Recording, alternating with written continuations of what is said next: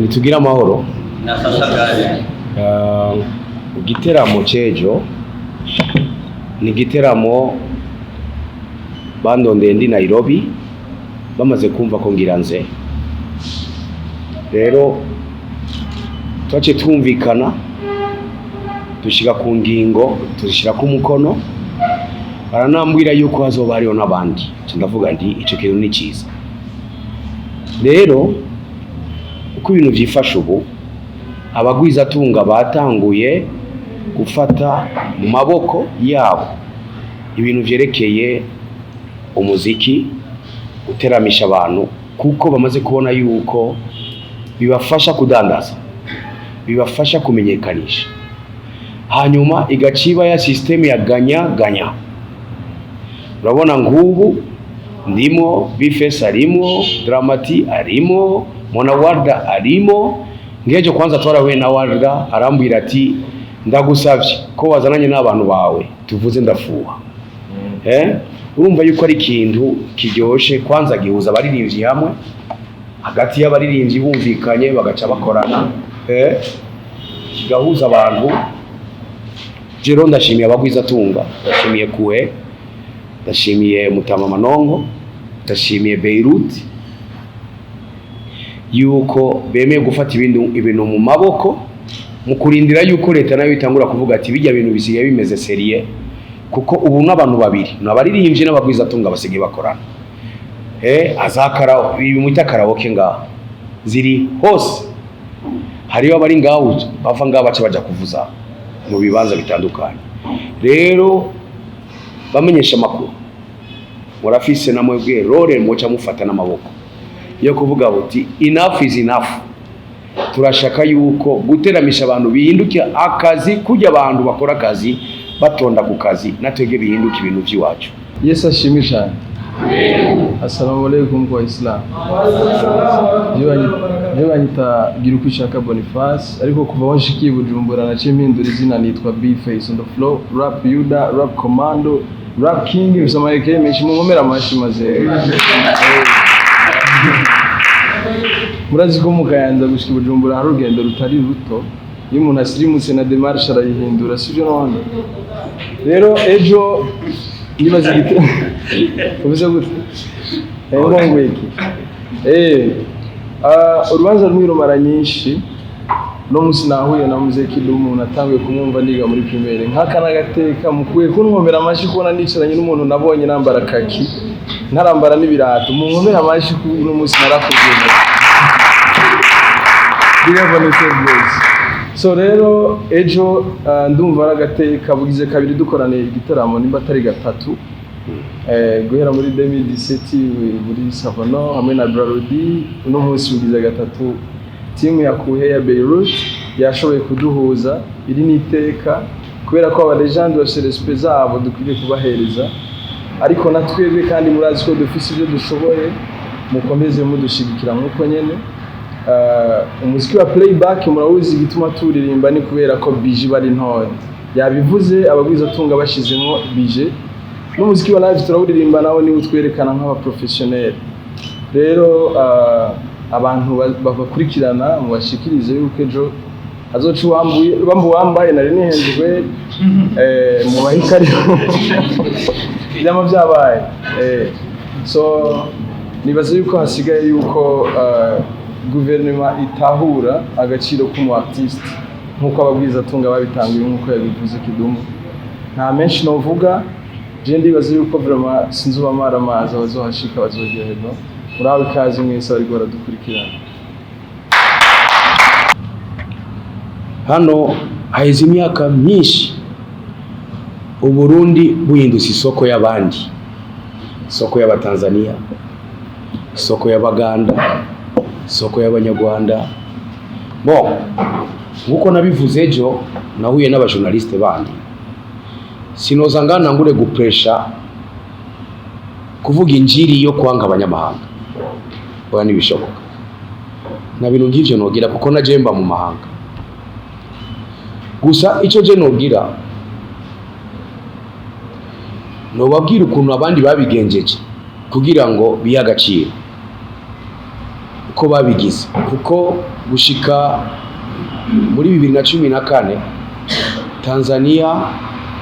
n'abartiste babo nta namwe bari nta na hamwe. Cyenda kurahiye handa kubwije ukuri abo nangiye korabo benshi bo muri Tanzania wotangara, ariko ubushake bwaciye buza mu nyuma, surtout kuri pouvoir ya Jakaya Kikwete. Bakoze ubushake bihereye hejuru yuko filime zabo, yuko muziki yabo, sport bategerezwa kubihagurutsa. Ubu icyo gihe imbere yuko atangura kuzara bivuga ku mugaragaro, umuntu nka Diamond ntiyatumirwa mu Burundi, yaritumira gushika muri 2014, kuko nta muntu yari kumutumira, we yaritumira akizana akipangira. Yarafise abantu bakorana nawe, turabazi bamwe Mr Nice ndiyashobora kumva yuko muziki wiwe wamaze kumenyekana ataraza mu Burundi. Bale DJD ba TID ba MB Dog ni benshi cyane, bose bakoze umuziki isoko biyumvira cyane gusubya ni wabo hari ngaho gushikana P Square. Ivyo murabizi, sindi ko ndabigisha, murabizi isoko ryari ngaho. Iyo ni generation y'ubu. Ivyo mwabonye abaje, nabonye Kasafu ngaho, narabonye Manudi Bangu, narabonye Mbiri ya Bere aha kuri Odeon Palace aha nyine inyuma yacu, Tabule Roshero, Wenge Muzika bakiri kumwe, Igecha Kalayi Bwinge baraje ngaho, Kofi Olomide za 91 agira concert Bujumbura, agira na Uvira Kongo. Bivuga iki? Aha iwacu tuguma gusa turiko turayumba kandi ari isoko rikomeye cyane, ni gisagara gifise ubushuwe bwa ambiance. Rero ntango yeje kunezerwa kubera yuko abagwiza tunga bamaze gutahura yuko bategerezwa gukora n'abartiste kugira ngo bagarde abakiriya babo mu bunywero, mu marestaurant. Abugura isamirizi bamaze gutahura yuko iyi radio nishobora gufunction idafise umuziki iravugiriza abantu. Cyari bigoye, wabona nkumenga turahari tudahari. Reka rero sasa kwiyumvira ngo bave ngaho baje hariya. Oya, kwanza hano urazi yuko bikigoranye abo mubona mu Rwanda mubibaza yuko babasize gukora concert hanze yahajya, mwari mubizi. Ariko narabonye concert ya Medi na The Ben, ariko yoroganije n'umunyarwanda, yarafise club yitwa Big Club bari yarayipanze kuko aziko abana biwacu, reka ndabazane ko je mfise ingufu. Jewe na Matata Christophe twarakoze concert i Nairobi atarapfa kuri Alliance Française i Nairobi. Ivyo byose mushaka birashoboka, ariko consolider la base d'abord ici. Media ifatane mu mugo, ifatane mu nda n'abartiste, abagwiza tunga bafatane mu nda n'abartiste. Ibindi byose birashoboka, pas seulement à Nairobi. Abarundi bari hose kwisi ubu ushika Serbia bariyo, ushaka na concert ya Serbia irashoboka, ya Slovani irashoboka, hose ahantu baca abarundi barashwiragiye bari hose. Jewe ndiko ndavugana nawe maze gushika hose hafi henshi cyane,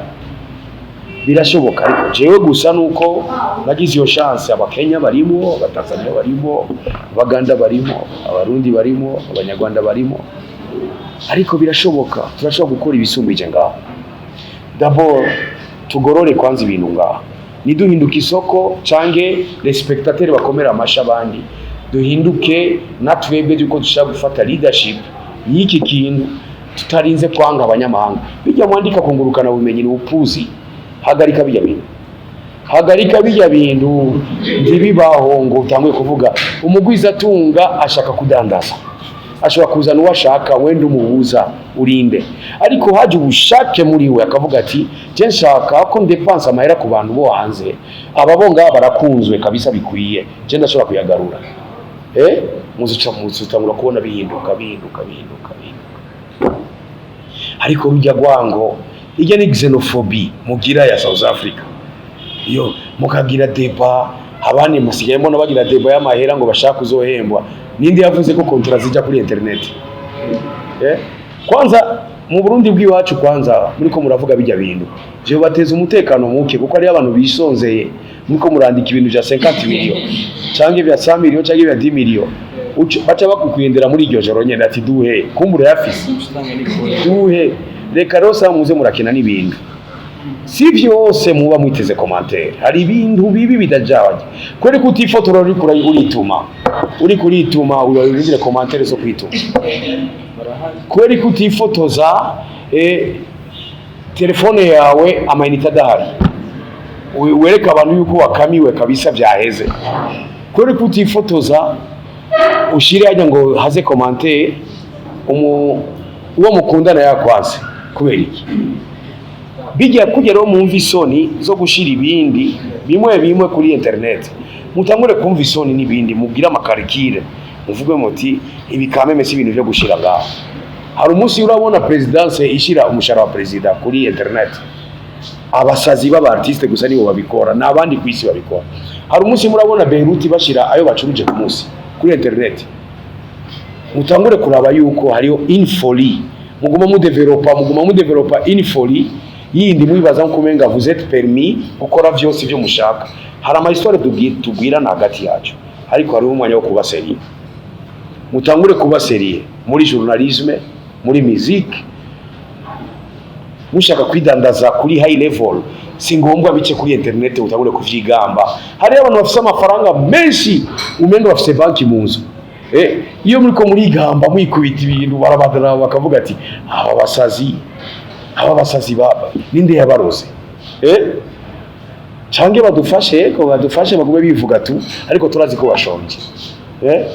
Kirazira mutangure kwiyumvira ibikorwa bibaha agaciro, hako mushira ibintu vy'uburofa vyose kungurukana bumenyi. Si vyose murekuriye kubikora, si vyose. Si amakuru yose urabona nk'amakuru ng'abantu usanga bariko bafotora imihavu, apana imihavu ubucafu, imihavu nshatse ko muca mwiyumvira ko ari intabire. Oya, ibicafu biri Bujumbura ugasanga turi Nairobi twe turara umwavu ngo n'importe ngo yo Bujumbura yacu ngo twaragoye. Mugerageze kuza murahisha. Urabona nko muri Amerika ku bantu bamaze kujayo cange babayeyo, n'ahantu bakoregwa ubugizi bwa nabi nkahitazina. Ivyo bashima kubereka arabibereka, ivyo badashima kubereka navyo mubona, sivyo? Ariko abantu bacubitana imbugita, abantu binjira muri supermarché bakarasana, navyo muzopfa mumvise mu makuru mu Kirundi, kuko ni ayo makuru ntibashaka asohoka hanze. Rero mutangure les journalistes surtout murababu umurongo ngendegwako yo kuva mu gasuzuguro turimo muri region, agasuzuguro basuzugura umuntu akigamba akavuga ari ngo abaririmbyi b'abarundi ntibarenga mu Rwanda, kubera ko we ivyakunze birenga ahasumbije hajya kajya n'agasuzuguro. Kandi ahanini yifashisha aba journaliste, amakonsere yahomvye akaba ariyo mwerekana, ariko arayisisa ndio muyerekana, kubera yuko umenga sinzi mu mutu w'abarundi ukuntu tumeze, umenga baraturose bibi wahomvye ariko aradandaza nivyo mwerekana, uwungutse kugira ngo atere intege abandi navyo mwerekana, ivyo abandi nivyo mushuhira, ivyo iwanyu mukabishira inyuma. Rero ni vyinshi novuga ngaho no munsi, ni vyinshi novuga, ariko mutangure kuvugana hagati yanyu umurongo ngendegwako surtout w'inyungu, umurongo w'inyungu. Bijya bindi abartiste bagira ngo jewe atari 10 million 15 million, what is this? Tuvuye mu ndambara utangiye kwivuga ama 10 million. Hari abantu bararubusa bagira na deje batarajya, ushaka yuko bakugendera mu ijoro icyo no mufata ubera agashika naje urabishikana mu mufata ukamufata mara dejo nafungura naje no mufata kayama so kuri ivyo tuangaliye tuze turaraba ivyo tuvuga ivyo twerekana ari image y'igihugu tushaka gucuruza tuyicuruze muri positivity apana kutangura nko kumenga ko dukora n'imigambwe no ubu rero sasa ni muziki na business concert business hano mu gihugu cyacu mpereye kuri jewe public yacu n'abastare gusumbya n'abastare jewe nja kugira concert namaze kuruha ndelefonwa Kidumu bitangura sangapi aho arahantu naza hariho je nshaka kutangura cenza urumva we yinjire je namaze gutanga ivyo birabaho abazungu kubera yuko bamaze kumenya twebwe nous sommes des spectateurs artistes tumurindira hani wacu ni twebwe bartiste turindira public urumva biracagoranye abastare ni benshi hariho abandi bita VIP reka kwanza amenye ko je namaze kwinjira hari abantu je mvuga amazina ndiko ndaririmba kuko bangeramiye kanaka ndakubona guys public imaze kuba abastare none ninde stare ni winjire muri concert utarinze kugorana ku matelefone utarinze gushaka yuko ndakurekonesa ivyo ndabikora naturellement no bikora vraiment ariko public yiwacu nayone ifise ukuntu bashaka yuko yinjiye bamubone hanyuma rero nabaguhagari kuri kuraririmba ati stope wambonye ko nashise wabonye mama yake na mama tutafanya concert yaje rero hari ico kibazo hakabaraho sasa amplis umukomersa jewe amakoncert natangiye gukora mu mwanya mwamenye ko Kidumu kuri Saga Plage Saga Plage Sakarera Zande narabuzwa nabanye n'ivyo bibanza nduze reka ndandaze kwanza cenga guma namaze gukubita sape yanje namaze kwambara bakaca bambwira ati oya niwihute kwinjira reka ncuruze rega hari urukino ngaha serious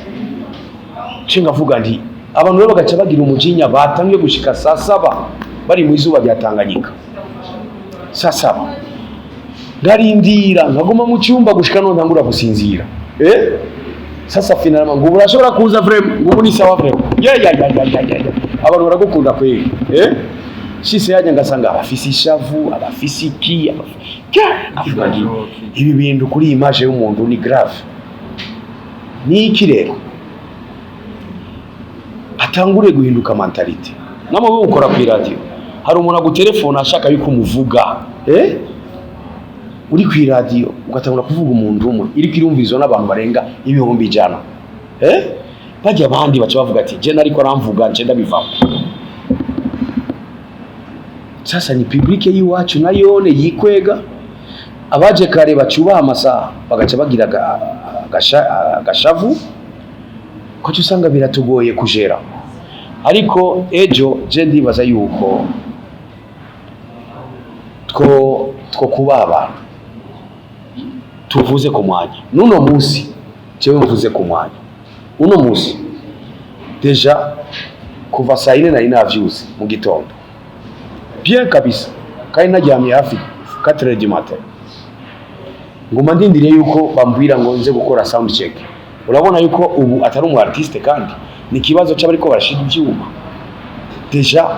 ngubu kuvyo menyereje ndabona ko tuza gucerera ni kibazo cy'ivyuma kuhe iyo rere uvugiye ngaha sinari gutegeza kuyivuga ivyuma mu bishire mu bifungi hakirikare bibe biri hajya kugira ngo hageze balance ya bifes ikogwe balance ya dramati ikogwe balance ya monawalda ikogwe